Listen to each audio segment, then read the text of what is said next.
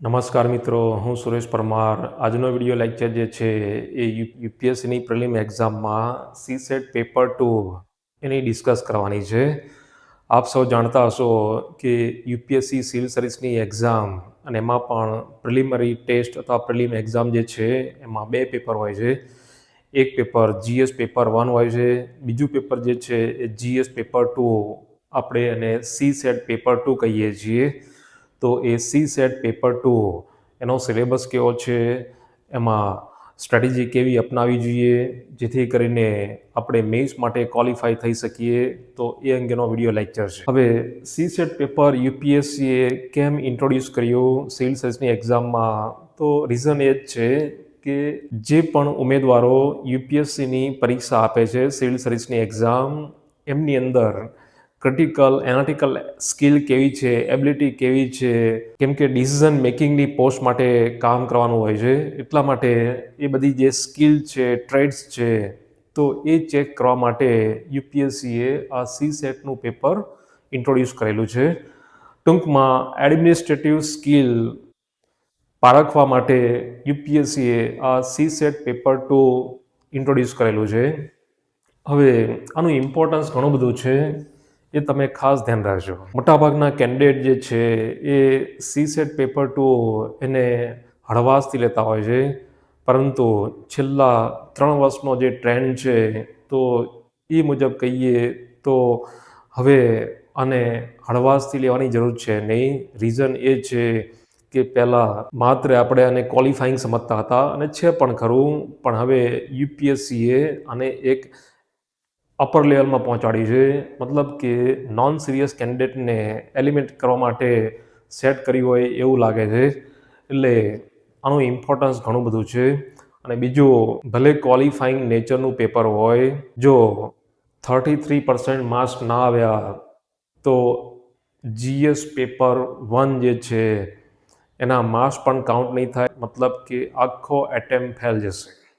એટલે CSAT paper 2 જે popularly આપણે મેથ્સ રિઝનિંગનું પેપર કહીએ છીએ એ બહુ ઇમ્પોર્ટન્ટ છે. અને બીજી રીતે પણ ઇમ્પોર્ટન્ટ છે.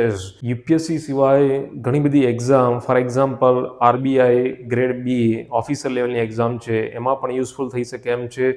એટલું જ નહીં, આપણા ગુજરાત લેવલની વાત કરીએ તો જીપીએસસી ક્લાસ 1-2 એમાં પણ મેથ્સ રિઝનિંગના ક્વેશ્ચન હોય છે, એમાં પણ યુઝફુલ થઈ શકે એમ છે. રેલવેની બેંક પીઓની એક્ઝામ એમાં પણ યુઝફુલ થઈ શકે એમ છે. એટલે કહેવાનો મતલબ કે આનું સિગ્નિફિકન્સ તો બીજી એક્ઝામમાં પણ છે જ, પરંતુ અહીંયા આ વિડીયોમાં આપણે માત્ર યુપીએસસી સિવિલ સર્વિસની એક્ઝામ અને એમાં પણ સીસેટ પેપર 2 એની જ વાત કરીશું. પ્રિલિમમાં સીસેટ પેપર 2 જે છે એની પેટર્ન કઈ રીતે છે, તો એમાં ટોટલ 80 ક્વેશ્ચન હોય છે, 80 પ્રશ્નો હશે, અને એમસીક્યુ બેઝડ ક્વેશ્ચન હોય છે, મતલબ કે મલ્ટિપલ ચોઇસ ક્વેશ્ચન હોય છે.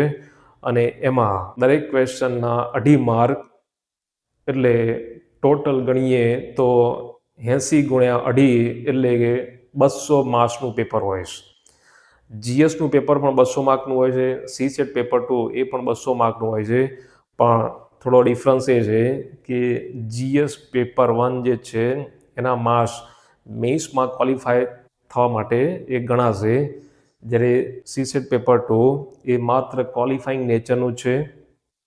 મતલબ કે 33% માર્ક્સ આઉટ ઓફ 200 એ તમારે લાવવાના છે. એટલે કેલ્ક્યુલેટ કરીએ તો લગભગ 67 જેટલા માર્ક્સ થાય. આટલા માર્ક્સ આવ્યા તો જ તમે પ્રિલિમ ક્રેક કરી શકશો, નહીંતર આખો એટેમ્પ ફેલ જશે. મતલબ કે મેઇન્સમાં ક્વોલિફાય થવા માટે માત્ર જીએસ પેપર 1 એના જ માર્ક્સ કાઉન્ટ થશે. સીસેટ પેપર 2ના માર્ક્સ કાઉન્ટ નહીં થાય, પણ ક્વોલિફાય તો કરવાનું જ છે. ક્વોલિફાય કરવાનું જ છે, એના વગર તમે મેઇન્સ આપી નહીં શકો, આખો એટેમ્પ ફેલ જશે.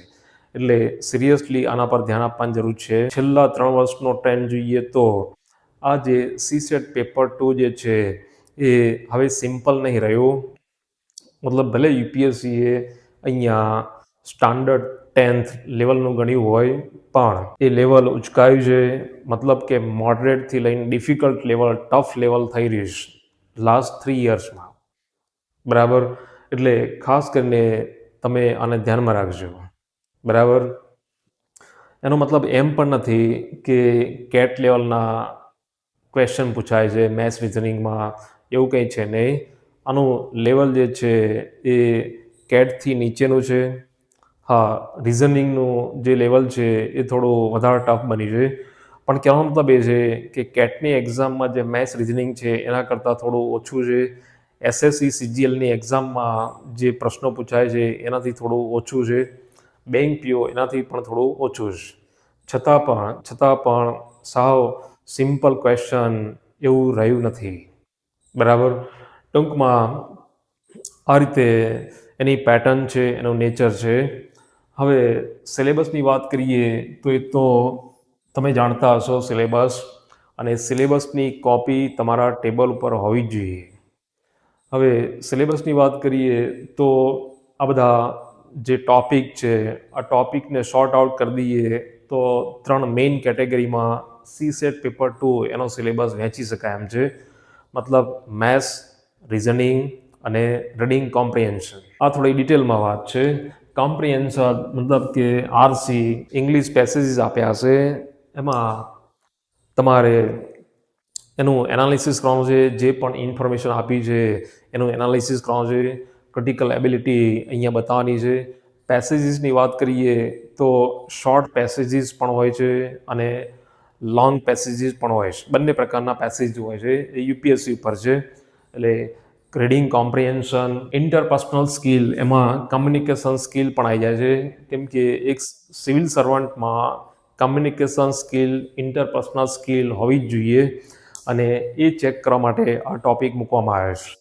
એ આની અંદર પણ ઓવરલેપ થાય છે અને આની અંદર પણ ઓવરલેપ થાય છે. ટૂંકમાં કહેવાનો મતલબ એ છે કે ઇન્ટરપર્સનલ સ્કિલ, કમ્યુનિકેશન સ્કિલ, તો એના પણ ક્વેશ્ચન હોય છે. મતલબ સ્ટેટમેન્ટ આપ્યું હોય, પછી એના પરથી કન્ક્લુઝન, ડિસિઝન, બરાબર, ડિસિઝન મેકિંગ, પ્રોબ્લેમ સોલ્વિંગ, તો એ બધી સ્કિલ અહીંયા આવી જાય છે. ટૂંકમાં સિચ્યુએશન બેઝડ ક્વેશ્ચન હશે, એના પરથી તમારે જજમેન્ટ લેવાનું હોય છે, ડિસિઝન લેવાનો હોય છે. એટલે એ ટાઈપના ક્વેશ્ચન અહીંયા આવતા હોય છે. લોજિકલ રિઝનિંગ આ મોસ્ટ ઇમ્પોર્ટન્ટ છે. લોજિકલ રિઝનિંગ અને એનાલિટિકલ એબિલિટી. તો હાલમાં ટ્રેન્ડ એવો છે કે લોજિકલ રિઝનિંગ અને જનરલ મેન્ટલ એબિલિટી, તો એના ક્વેશ્ચનની સંખ્યા વધી રહી છે. લોજિકલ રિઝનિંગ તો એમાં વર્બલ રિઝનિંગ અને નોન વર્બલ રિઝનિંગ એ બંનેનો સમાવેશ થઈ જાય છે. જો કે અત્યારે ટ્રેન્ડ એવો છે કે વર્બલ રિઝનિંગના ક્વેશ્ચન વધુ પૂછાઈ રહ્યા છે. બરાબર. એટલે એના પર ખાસ તમે ધ્યાન રાખજો. જનરલ મેન્ટલ એબિલિટી, એના પણ ક્વેશ્ચન એ પૂછાતા જ હોય છે, દર વર્ષે પૂછાતા હોય છે. બંનેને કમ્બાઈન ગણીએ તો લગભગ 15થી 17 ક્વેશ્ચન દર વર્ષે CSET પેપર 2માં હોય જ છે. એટલે આમાં પણ ઇમ્પોર્ટન્ટ એરિયા જે છે તો એના પર ફોકસ કરવાનું છે તમારે. એ સિવાય બેઝિક ન્યુમેરેસી, એમાં સૌથી ઇમ્પોર્ટન્ટ જે છે એ નંબર સિસ્ટમ. નંબર સિસ્ટમ એના પર તમે ફોકસ વધારી દેજો. એ સિવાય અરિથમેટિક, કોર અરિથમેટિક જે છે કે પ્રોફિટ એન્ડ લોસ છે, પછી પર્સન્ટેજ છે, એવરેજ છે, પછી ઇન્ટરેસ્ટ છે, તો એના પર થોડું વર્ક કરી લેવાનું. એ સિવાય ડેટા ઇન્ટરપ્રિટેશન, એમાં ચાર્ટ્સ છે એનું એનાલિસિસ કરવાનું હોય, ગ્રાફ્સ, ટેબલ્સ, ડેટા સફિશિયન્સી, તો એ બધા ટોપિક આપેલા છે. ટૂંકમાં આ સિલેબસ છે. બરાબર. ડિટેલમાં તમારે ધ્યાનમાં રાખવાનું છે, અને એમાં પણ સબ ટોપિક કયા ઇમ્પોર્ટન્ટ છે એ તમારે ધ્યાનમાં રાખવાનું છે. હવે રિસોર્સિસની વાત કરીએ તો સૌથી પહેલાં જે આવે છે એ સોલ્વડ PYQs. CSET પેપર 2 માટે આ બહુ જ ઇમ્પોર્ટન્ટ છે. સૌથી પહેલાં એનો સિલેબસમાં કયા મુખ્ય ટોપિક છે, અને એમાં પણ કયા સબ ટોપિક છે, અને એનું કેવું વેઇટેજ છે એક્ઝામમાં, તો એ તમારે પહેલાં સમજી લેવાનું છે. એ પછી PYQs જોવાના છે, અને PYQ ઉપરથી પણ તમને ખબર પડશે કે કયા ટોપિકનું કેટલું વેઇટેજ છે અને કેવા ક્વેશ્ચન પૂછાઈ રહ્યા છે. એટલું જ નહીં, ટ્રેન્ડ કેવો છે તો એ પણ તમને ખબર પડી જશે. એટલે સૌથી જે પહેલું સ્ટેજ આવે છે તો એક સિલેબસ અને પછી PYQs. મારી સલાહ એ છે કે જ્યારથી પણ CSET પેપર 2 ઇન્ટ્રોડ્યુસ થયું છે, મતલબ 2011થી લઈને અત્યાર સુધી બધા જ વર્ષના CSET પેપર 2 અને એ પણ સોલ્યુશન સાથે, તો એની પ્રેક્ટિસ પહેલાં કરી લેજો, જેથી કરીને ખબર પડે કે ક્યાં કઈ રીતે ક્વેશ્ચનનું નેચર બદલાયું છે, કેવો ટ્રેન્ડ છે અને આપણી સ્ટ્રેન્થ અને વીકનેસ કેવી છે એ પણ ખબર પડી જશે. બરાબર.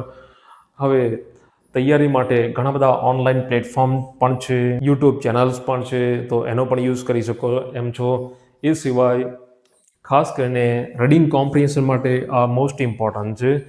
ન્યૂઝપેપર્સ કે મેગઝીન, તો રીડિંગ કોમ્પ્રિહેન્શન તો એનું વેઇટેજ વધતું જાય છે. દર વર્ષે એમાંથી લગભગ 25થી 32 જેટલા ક્વેશ્ચન પૂછાતા હોય છે અને ઘણા કેન્ડિડેટ્સને આ ટફ પણ લાગે છે. તમારી જો હેબિટ હોય ન્યૂઝપેપર રીડિંગની, ખાસ કરીને એડિટોરિયલ, તો એ બહુ યુઝફુલ થશે, આમાં હેલ્પ મળી રહેશે. એ સિવાય કોઈ અલગથી સારી બુક પણ તમે એ પરચેઝ કરી શકો, કે મટીરિયલ, કોઈ કોચિંગ ઇન્સ્ટિટ્યૂટનું મટીરિયલ, અને એની પ્રેક્ટિસ કરો તો બહુ સારું છે. હવે રીડિંગ કોમ્પ્રિહેન્શન જે છે, તો એમાં ખાસ કરીને અલગ અલગ થીમના પેસેજીસ હોય છે અને મોટાભાગે સિવિલ સર્વિસમાં જેનું રિલેવન્સ છે એવા situation based, ethical, economic, environment, society કે કલ્ચરલ રિલેટેડ, ગવર્નન્સ રિલેટેડ એવા પેસેજીસ હોય છે, જેથી કરીને કેન્ડિડેટની જે સ્કિલ છે, એડમિનિસ્ટ્રેટિવ સ્કિલ, એ ચેક કરી શકાય. એટલે ન્યૂઝપેપર્સ, મેગઝીન્સ અથવા તો કોઈ સારી બુક હોય, કોઈ મટીરિયલ હોય, તો એમાંથી પ્રેક્ટિસ કરશો તો બહુ સારું રહેશે. એ સિવાય ક્વોન્ટિટેટિવ એપ્ટિટ્યૂડ, ખાસ કરીને બેઝિક ન્યુમરેસી માટે એ ઇમ્પોર્ટન્ટ છે. ક્વોન્ટિટેટિવ એપ્ટિટ્યૂડ એટલે કે જનરલી આપણે મેથ્સ કહીએ છીએ, તો એની કોઈ સારી બુક હોય કે મટીરિયલ હોય કે ઓનલાઈન પ્લેટફોર્મ હોય તો એનો પણ યુઝ કરી શકો. રિઝનિંગ માટે પણ એ રીતે કરી શકાય એમ છે. બરાબર. એટલે આ રીતે રિસોર્સિસ છે, મતલબ કે ઓનલાઈન પણ છે અને ફિઝિકલ બુક્સ કે મટીરિયલ, ન્યૂઝપેપર, મેગઝીન, એનો યુઝ કરી શકો એમ છે. હવે સ્ટ્રેટેજી શું અપનાવી જોઈએ? જીએસ કરતાં અહીંયા થોડી સ્ટ્રેટેજી તમારે અલગ કરવાની છે. રીઝન એ છે કે પ્રિલિમમાં જીએસ પેપર 1 છે, એના માર્ક્સ તો મુખ્ય પરીક્ષા માટે કાઉન્ટ થતા જ હોય છે. CSET પેપર 2 એના માર્ક્સ કાઉન્ટ નહીં થતા, માત્ર ક્વોલિફાઈંગ છે.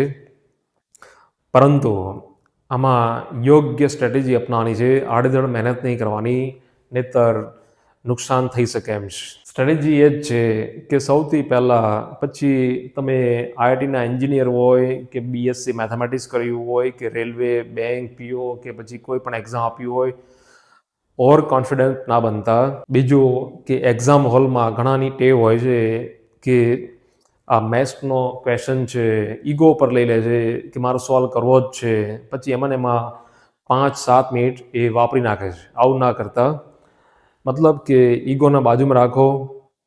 આપણે માત્ર 33% માર્ક્સ લાવવાના છે.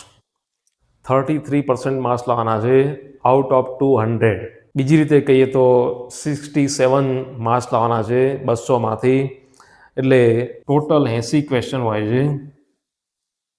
એમાંથી ગણતરી કરીએ, સ્ટ્રેટેજી એ રીતે બનાવજો. 27 ક્વેશ્ચન એ સાચા પડવા જ જોઈએ, એ પ્લાન કરજો. અને પ્લાનિંગ એ રીતે રાખજો કે 80માંથી ઘણા લોકોની ટેવ હોય છે કે CSET પેપર 2માં ઓલ ઇન્ડિયા ટોપમાં આવવું છે. એવું ક્યારેય ના કરતા. ફક્ત આપણે 67 જેટલા માર્ક્સ લાવી દેવાના છે. એટલે ભલે 80 ક્વેશ્ચન છે, 80 ક્વેશ્ચન માટે રણનીતિ એટલે કે સ્ટ્રેટેજી એવી બનાવો કે ઓછામાં ઓછા 27 ક્વેશ્ચન તો સાચા પડે જ એની હાવ. 80 ક્વેશ્ચન એટેમ્પ કરવાની કોશિશ ના કરતા. તમારે કામ એ કરવાનું છે કે 80માંથી મારી સલાહ છે લગભગ 40થી લઈને 55 જેટલા ક્વેશ્ચન છે એ એટેમ્પ કરજો. કોઈક 45થી 55 પણ કહે છે. બરાબર. એમાં થોડું વેરિએશન છે. પણ કહેવાનો મતલબ એ છે કે 80 ક્વેશ્ચનને એટેમ્પ કરવાની કોશિશ સીસેટ પેપર 2માં નહીં કરવાની, બરાબર? કેમ કે નેગેટિવ માર્કિંગ છે એ આપ સૌ જાણતા હશો કે એક ક્વેશ્ચન ખોટો પડ્યો, રોંગ થયો, 1/3 માર્ક, અઢીના 1/3, બેના નહીં, અઢી માર્ક, દરેક ક્વેશ્ચન અઢી માર્કનો હોય છે, એના 1/3 એટલે 0.83, 1/3 માર્ક્સ એ ડિડક્ટ થઈ જશે. એટલે કહેવાનો મતલબ એ છે કે નેગેટિવ માર્ક્સ વધી ના જવા જોઈએ, નહીં તો નુકસાન જશે, બરાબર? ટૂંકમાં સિલેબસને ધ્યાનમાં રાખવાનો છે, પીવાયક્યુ એનું સોલ્યુશન એ તમારે ધ્યાનમાં રાખવાનું છે, એની પ્રેક્ટિસ કરવાની છે. ઈગો વચ્ચે લાવવાની જરૂર છે જ નહીં. બધા જ ક્વેશ્ચન એટેમ્પ કરવાની કોઈ જરૂર છે નહીં. 40થી 55ની વચ્ચે તમે રેન્જ રાખજો. જે નથી આવડતા એને કરતા જ નહીં, ક્યારેય પણ એટેમ્પ નહીં કરવાનું, બરાબર? એ સિવાય એક્ઝામ પહેલાં તમારી જે પણ સ્ટ્રેન્થ છે, વીકનેસીસ છે એ બરાબર ધ્યાનમાં રાખજો.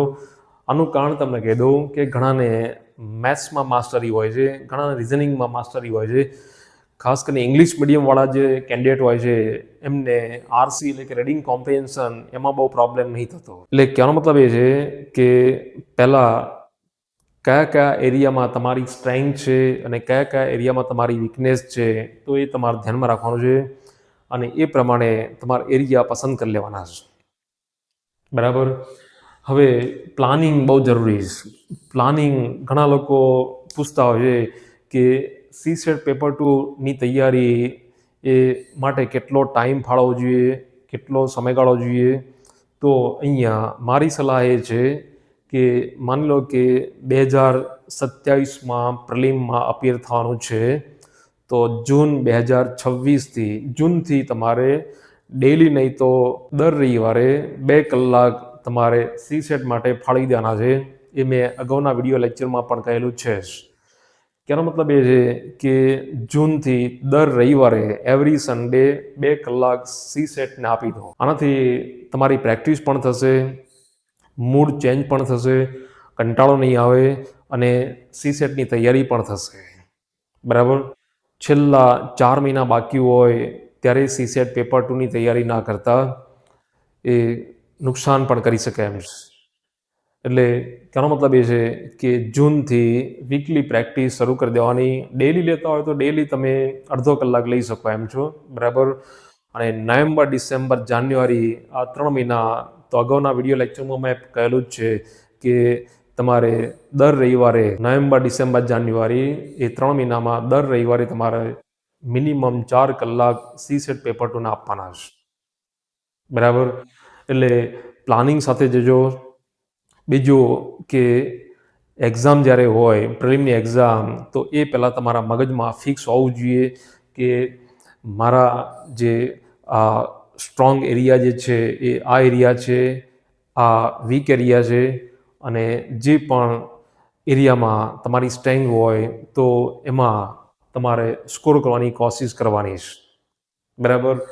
ટૂંકમાં જીએસ કરતાં થોડી અહીંયા સ્ટ્રેટેજી પ્લાનિંગ અલગ પડે છે, એ બરાબર ધ્યાનમાં રાખજો. સૌથી વધારે કયા ટોપિકમાંથી ક્વેશ્ચન પૂછાઈ રહ્યા છે એ તમારે ધ્યાનમાં રાખવાનું છે.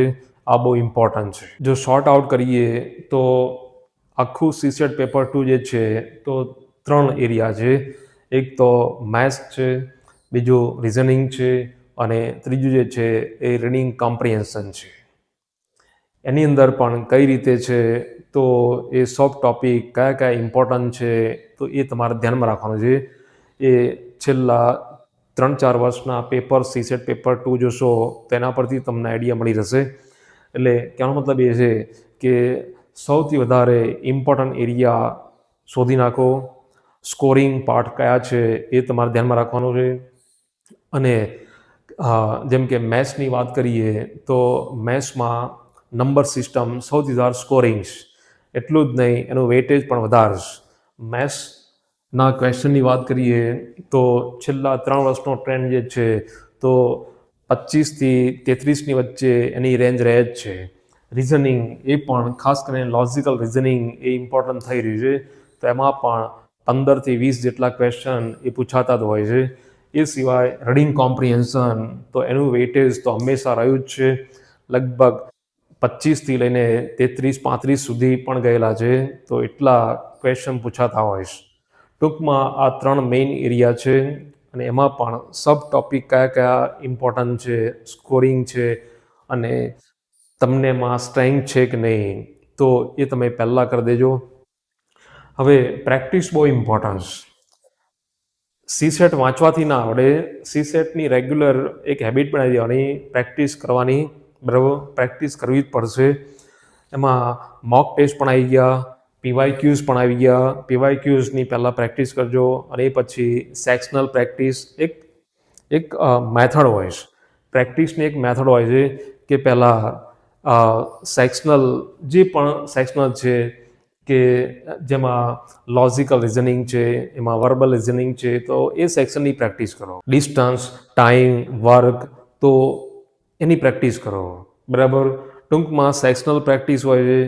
એ પછી તમારે પીવાયક્યુઝ જોવાના.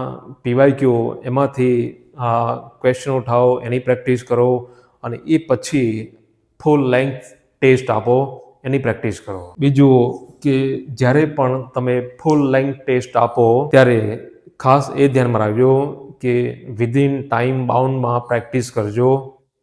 કેમ કે 2 કલાકમાં આ પેપર, મતલબ કે ડ્યુરેશન જે છે સીસેટ પેપર 2 એનો ડ્યુરેશન 2 કલાક છે. 2 કલાકમાં તમારું પેપર એની હાવ પૂરું કરી દેવાનું હોય છે. એટલે હંમેશા પ્રેક્ટિસ કરો. એ પછી જીએસની પ્રેક્ટિસ હોય કે મેઇન્સની હોય કે આ સીસેટ પેપર 2ની હોય, તમારે વિધિન ટાઈમ ફ્રેમમાં, એટલે કે 2 કલાકમાં એ પેપર તમારે એ પૂરું કરી દેવાનું હોય છે. મતલબ કે આટલા માર્ક્સ, 67 માર્ક્સ આવી જાય એ રીતે તમારે એ પેપર પૂરું કરી દેવાનું હોય છે. મોક ટેસ્ટ પણ આપી શકો એમ છો. અહીંયા ઘણા પ્રશ્ન પૂછતા હોય છે કે કેટલા ફૂલ લેન્થ ટેસ્ટ આપવા જોઈએ સીસેટના. તો મારી સલાહ એ છે કે પહેલાં સેક્શનલ ટેસ્ટ આપો 10-15, એ પછી પીવાયક્યુ સોલ્વ કરવાનો પ્રયત્ન કરો અને પછી જ્યારે પ્રિલિમ નજીકમાં હોય, પ્રિલિમના 4 મહિના બાકી હોય ત્યારે ઓછામાં ઓછા 10 જેટલા સીસેટના ફૂલ લેન્થ ટેસ્ટની પ્રેક્ટિસ કરજો. એ પછી તમે કોઈ ઇન્સ્ટિટ્યૂટ સાથે જોડાઈને એ મોક ટેસ્ટ પણ આપી શકો એમ છો અને પીવાયક્યુ એની પ્રેક્ટિસ પણ કરી શકો, અથવા તો નેટ ઉપરથી ઘણા બધા એ મોક ટેસ્ટ મળી જતા હોય છે, એની પણ પ્રેક્ટિસ કરી શકો એમ છો. બરાબર, ટૂંકમાં આ રીતે સીસેટ પેપર 2 એની સ્ટ્રેટેજી હોવી જોઈએ. હવે આમાં કંઈ પણ ડાઉટ હોય, ડિફિકલ્ટી હોય તો મારા મિત્ર પણ છે અને સીસેટના માસ્ટર પણ છે, રાજેશ મિશ્રા સર, એમનો કોન્ટેક્ટ કરી શકો અથવા મને પૂછી શકો. એમનો નંબર આપી દઈશ. એ સિવાય તમારે આ જે સીસેટ પેપર 2 જે છે એમાં ધ્યાન આપવાનું જ છે. સહેજ પણ હળવાશથી લેવાની જરૂર છે નહીં, કેમ કે આખો એટેમ્પ એ ફેલ કરી શકે એમ છે. All the best. Thank you very much.